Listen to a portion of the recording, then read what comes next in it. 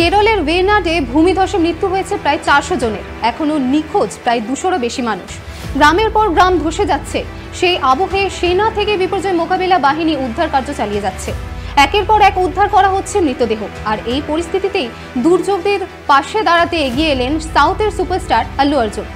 Social মিডিয়ায় আজ একটি পোস্ট করেছেন আল্লু অর্জুন। সেখানে তিনি লিখেছেন, ভূমিধসে কেরলের যে পরিস্থিতি হয়েছে তার জন্য আমি শোকাহত। তিনি কেরালার সিএম রিলিফ ফান্ডে 25 লক্ষ টাকা দিয়ে দুর্যোগকারীদের সাহায্য করার কথাও বলেছেন। কেরলের ওয়েনাডে ভূমিধসে মৃত্যু হয়েছে প্রায় 400 জনের। এখনো নিখোঁজ প্রায় 200-রও বেশি মানুষ। গ্রামের পর গ্রাম ধসে যাচ্ছে। সেই আবহে সেনা থেকে বিপর্যয় মোকাবিলা বাহিনী উদ্ধার কার্য চালিয়ে যাচ্ছে। একের পর এক উদ্ধার করা হচ্ছে মৃতদেহ। আর এই পরিস্থিতিতে দুর্যোগীদের পাশে দাঁড়াতে এগিয়ে এলেন সাউথের সুপারস্টার আল্লু অর্জুন। সোশ্যাল মিডিয়ায় আজ একটি পোস্ট করেছেন আল্লু অর্জুন। সেখানে তিনি লিখেছেন, ভূমিধসে কেরলের যে পরিস্থিতি হয়েছে তার জন্য আমি শোকাহত। কেরালা আমায় এত ভালোবাসা দিয়েছে, আমি কেরালার সিএম রিলিফ ফান্ডে 25 লক্ষ টাকা দিতে চাই। আশা করি এতে উদ্ধার কার্যে কিছু সাহায্য হবে।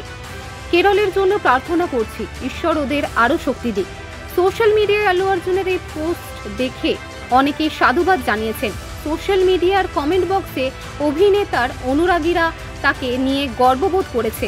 অন্যদিকে আল্লু অর্জুনের কাজের ক্ষেত্রে মুক্তির অপেক্ষায় তার নতুন ছবি পুষ্পা 2। শোনা যাচ্ছে অনির্দিষ্টকালের জন্য এই ছবির মুক্তি পিছিয়ে গিয়েছে।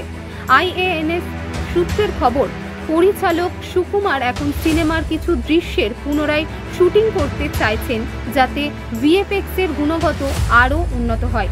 দর্শকের দৃশ্য সুখ বাড়াতে তাদের অভিজ্ঞতাকে চিরস্মরণীয় করে রাখার উদ্দেশ্যে এই ভাবনা বলে দাবি সূত্রের।